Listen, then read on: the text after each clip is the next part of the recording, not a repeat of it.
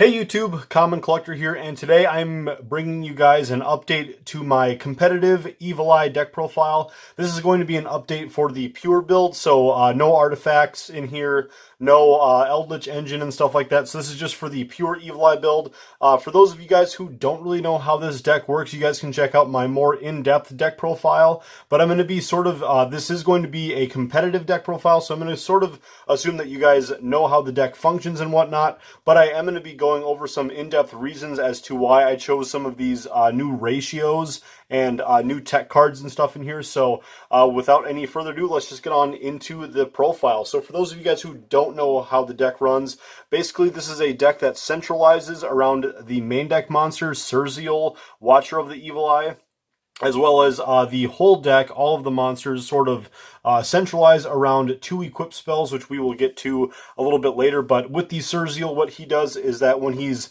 normal summoned, he is the Stratos of the deck, and then also when he's equipped with the equip spell, he's able to pop one of your opponent's special summon monsters as a quick effect. Which is just really cool to be able to do a little bit of extra spot removal. You always need 3 copies of him. He's super duper important for the deck. Then sort of like his counterpart is the 1 copy of Medusa. I really just like playing this at 1.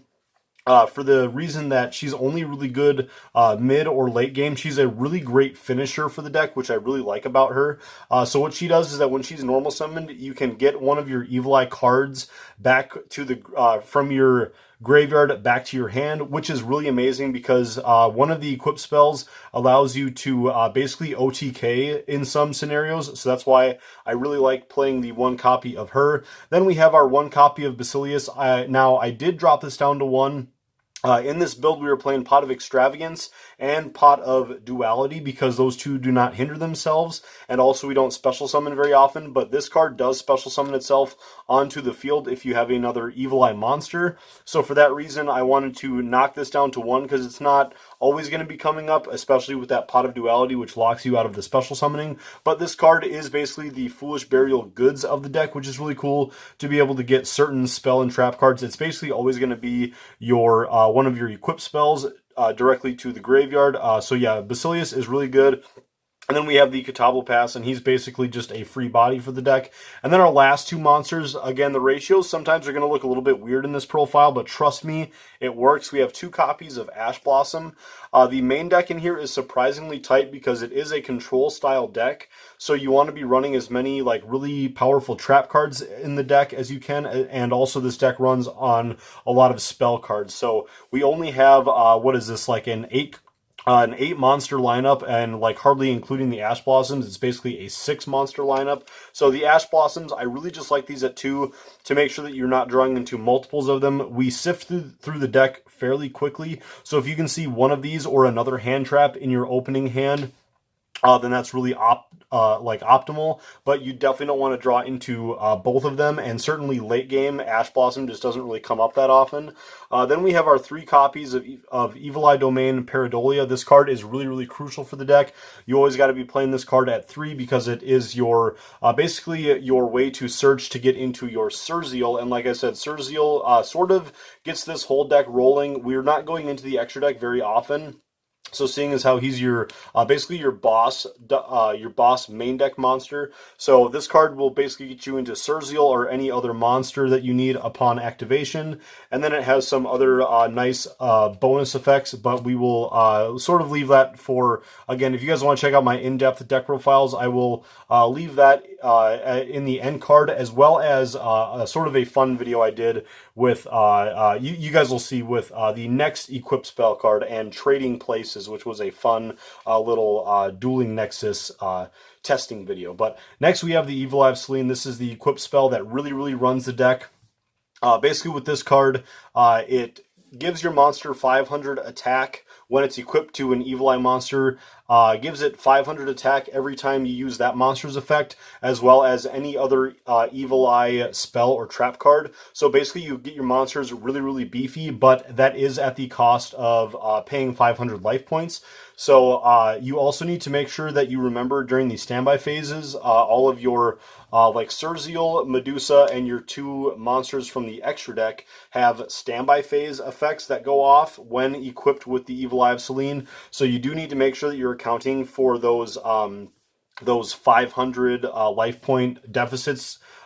So that's just a big thing to keep in mind. But the best thing about this card is that it makes it so your monster can't be destroyed by battle or card effects, and it also cannot be targeted. So as long as you can protect Evil Eye of Selene, Selene is going to protect your monster, which is really, really awesome. And this card can recur itself back to your field from the graveyard, which is just really, really cool. Next, we have our 2 copies of Evil Eye of Gorgoneo. I really like the ratios of playing 2 and 2 of the equip spells, but basically with this card on the field, it's treated as your Evil Eye of Selene, and then also it can boost your monsters up to the attack points, which is of the difference of you and your opponent's life points. So if you're at 500 life points and your opponent is still at 8,000 life points, as long as your life points are lower, you're going to gain that 7,500 attack bonus onto your monster, which is really, really cool. And also this card can help you search for another Evil Eye spell or trap card from your deck by banishing this from the graveyard and discarding an Evil Eye card from your hand. So that's the main reason why we're playing so many of these Evil Eye cards, which you will see in a minute. So we have our 1 copy of Confrontation. It's your MST for the deck. The 1 copy of Evil Eye Awakening helps you special summon from the hand, graveyard, or if you have your equip spell on the field, you can special summon from the deck, which is really, really cool. Evil Eye Repose really helps you to get around certain monsters, and it lets you draw a card upon activation as long as you banish an Evil Eye card from your graveyard. So it's basically like a little upstart goblin for the deck, and then it helps you to like non-targeting banish one of your opponent's monsters after you battle it. So it's a really nice way to get rid of problematic boss monsters like anything that has like protection from IP Masquerena, like Mech Knight Crusadia Abramax, which gets really tough to destroy. Obviously, Red Eyes Dark Dragoon is a big one as well. Then we're going on into our 3 copies of Pot of Extravagance, and then our 2 copies of Pot of Duality. This is to really help burn through the deck and find your consistency cards. It's pretty much impossible to not open with a Surzeal when you have 3 Pot of Extravagance, 3 of your Pareidolia, the field spell, and then 3 Surzeal. So then the Pot of Duality just adds an extra element in here to be able to find those extra cards that you need. Basically, your Holy Trinity for this build is going to be to open Surzeal, your Evil Eye of Selene equip spell, and then one of your counter trap cards. And then after you get one of those, or once you get those 3 cards onto the field, then anything else that is in your hand is basically free fodder. So then next, again, weird ratios, but I'm only playing 2 copies of Dark Ruler No More. This was a last minute decision. But basically what I was finding was with the artifact engine, and I'll pull that up here right now. This is the engine that I took out of the deck, which is 3 Artifact Sanctum, 1 Lancia, and then 2 Scythe. And this engine is really, really powerful. Don't get me wrong, but the one thing that I found with this is that when it goes off, it's like a blowout, and it's awesome against certain decks. And then when it doesn't, and you like open with 2 Scythe or something, then your deck is just totally done for, because this deck needs as many resources as possible in your hand. So for that reason, I wanted to focus on a couple going second plays. So obviously having Artifact Lancia in your opening hand is okay, because if your opponent is banishing, if they're playing a Dino deck or something else like Eldritch and stuff, like Lancia is totally fine. However, if you don't end up opening something like that, again, if you open up like the Scythes, they can't really be activated from your hand or anything. So having some stuff like Dark Ruler No More, Ash Blossom, I don't even think was in my last profile because I've focused so heavily on the traps. So basically the ashes are in here for like stunning your opponent a little bit, and then we have the Dark Ruler No Mores in here to be able to bust through our opponent's board if we do go second.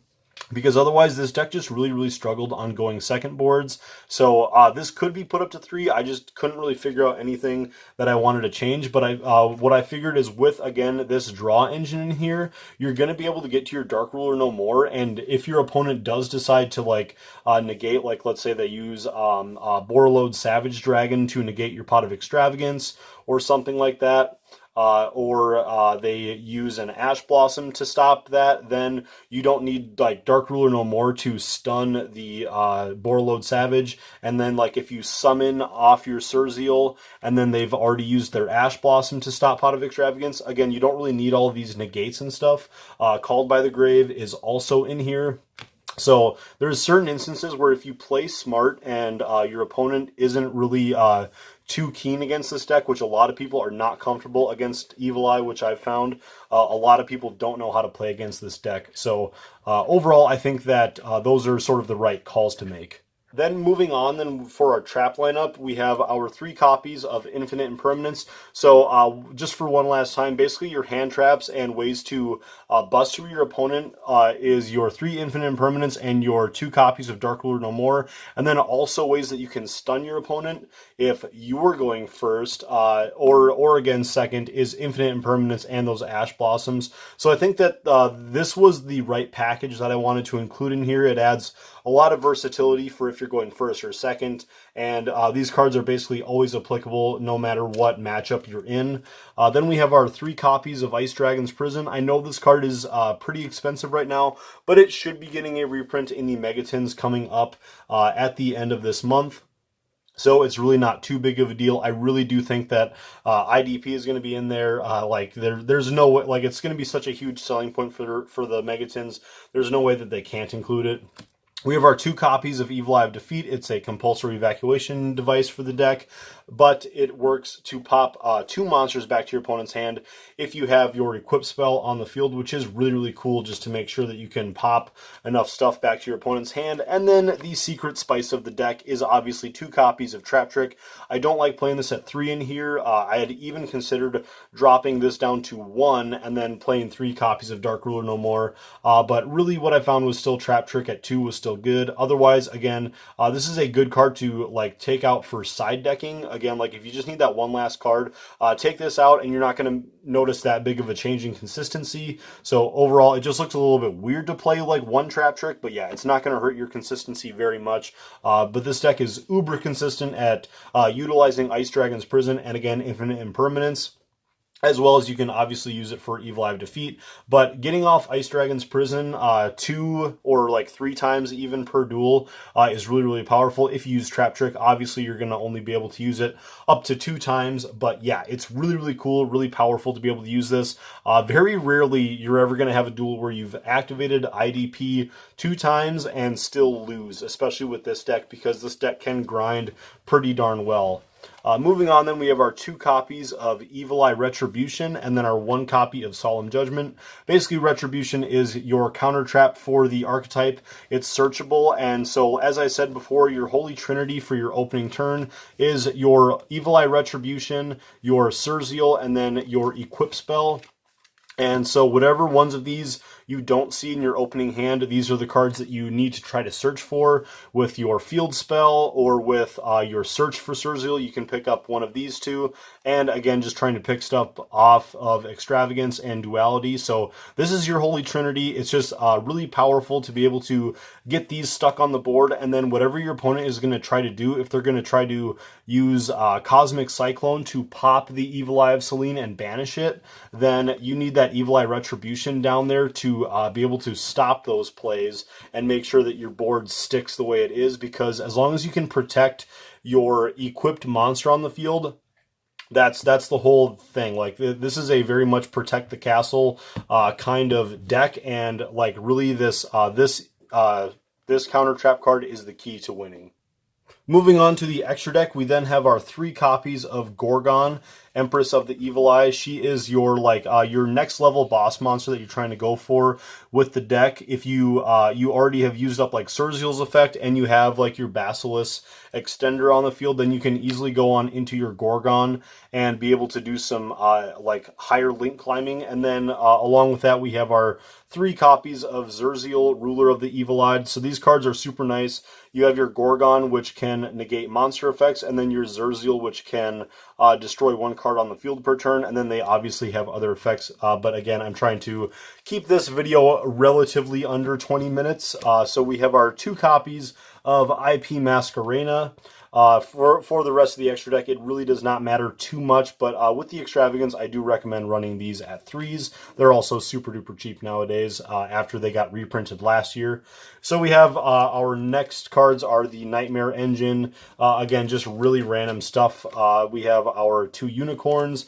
Our Mech Knight Crusadia Avramax, if you do just need a little bit of like another card to slap on the field for some protection, you can go into IP Masquerena and then eventually go into Avramax, but you're not going into Link 4s very often. And then we have our 1 copy of Unchained Abomination. I did get rid of the Evil Eye Remergence because, again, it does conflict with your copies of, like, not Extravagance, your Dualities, which stops you from special summoning. So, again, you're not going into the extra deck very often, but if you do, that's just sort of why I left, like, the Reemergence out, because it's a nice link climbing tool for the deck, and it is an Evil Eye card, so it's searchable, but again, I just didn't want to brick into that after I've used Duality, so that's the reasoning for all of that.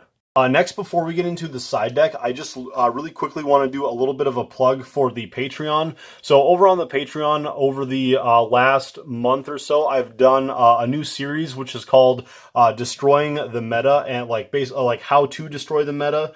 And so obviously Evil Eye is not very meta relevant. Compared to like stuff like Drytron and whatnot, but I will be doing a video on this, and so basically what the Destroy the Meta series is I go over which side deck cards and like really common floodgates and whatnot are really powerful against certain powerful decks that I've profiled here on the channel, and then I do a little bit of a combo tutorial of that deck. So basically I will be doing a small combo tutorial on Evil Eye and then showing off the points in the combo where these cards, these side deck cards, can really make a big impact and help you win the duel. The first deck of the series was Drytron, and obviously the easiest target for that is Droll and Lockbird, because that can basically lock your opponent out of their entire turn. So with Evil Eye, Evenly Matched is the one side deck card that I do firmly believe is probably the best card to combat against this deck, because if you don't have that counter trap card and you basically just end with Surzeal and then like Selene, and then just on other stuff like Ice Dragon's Prison and or Infinite Impermanence, then basically what happens is you get this out onto the board, your opponent goes to the battle phase and just activates Evenly Matched from the hand. Then you have to make the decision in order to save what resources you have. Basically what I've done when I've come across Evenly Matched is I leave the Evil Eye of Selene on the field, let everything else, including the Surzeal, get banished, and then you basically have to rely on trying to get into another copy of Surzeal on your following turn, get your Evil Eye of Selene back to your field somehow, even though this is the only card in your graveyard probably, and it gets very, very frustrating. So if you guys are interested in that series, again, it's on my Patreon for like $2, like you guys can join even at the $2 level, you guys will be able to see that video. So if you guys have $2 and you guys want to see some bonus videos, there's a lot more than just that. And you guys can get your names in the credits, as well as get signed cards sent in the mail by me if you join at certain tiers, as well as other stuff, including the custom-made field centers, which you guys have maybe seen. But anyways, let's get on into the side deck. Enough of that. Again, just if you guys want to see some of those videos, I think that they're pretty interesting, and they're just a really fun way, more discussion on some of these fun or competitive decks. But we have our 3 copies of Nibiru. I like including the side deck in these competitive profiles, but this one's really not too crazy. We have our 3 Nibirus, 3 Drolls, so this is basically for your any combo deck that you're going to go up against, like Dragon Link. This is for like the Drytron matchup and others that it applies to. 3 Lancia for Dino, Tri-Brigade, Eldritch, anything like that. So still the Lancias in here are really, really good. Then we have, this is a new addition, but I have been liking playing Kaijus in here because there is a really neat interaction. If you do Kaiju one of your opponent's monsters, then you just put the Kaiju right there, and then if you get out your Gorgon, Empress of the Evil Eye, then you can use Gorgon to attack over any other monster that your opponent controls. And then as long as you activate the effect of Gorgon to negate a monster, then during the next standby phase, she's going to destroy one monster that she points to, so you can just destroy that Kaiju that you summoned there. So I think that that's a really nice and smart move. So if Kaijus are something that is going to be coming up in a matchup, like if you're playing up against a Dragoon player, and then you just want to tribute the Dragoon, or again, against Drytron, this would be a really good side deck card as well. So you just put this in.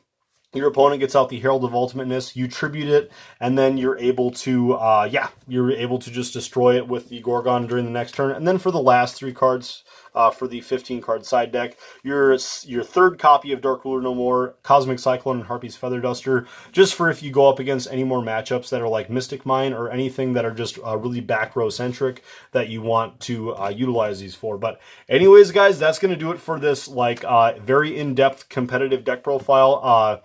I really wanted to give you guys really good reasoning why, again, I dropped like the artifact engine and stuff like that, why I think that some of these cards are so crucial, and why I think these ratios still work, even though they look a little bit odd. But yeah, thank you guys so much for joining here. Again, go ahead and check out the Patreon. All of that information is down in the description below, as well as check out any of the other videos that I'm going to be linking here in the cards. So maybe check out this video that I'm pointing to here, or maybe, maybe look at that one. That's a good video as well. So anyways, guys, we will catch you guys next time. Peace.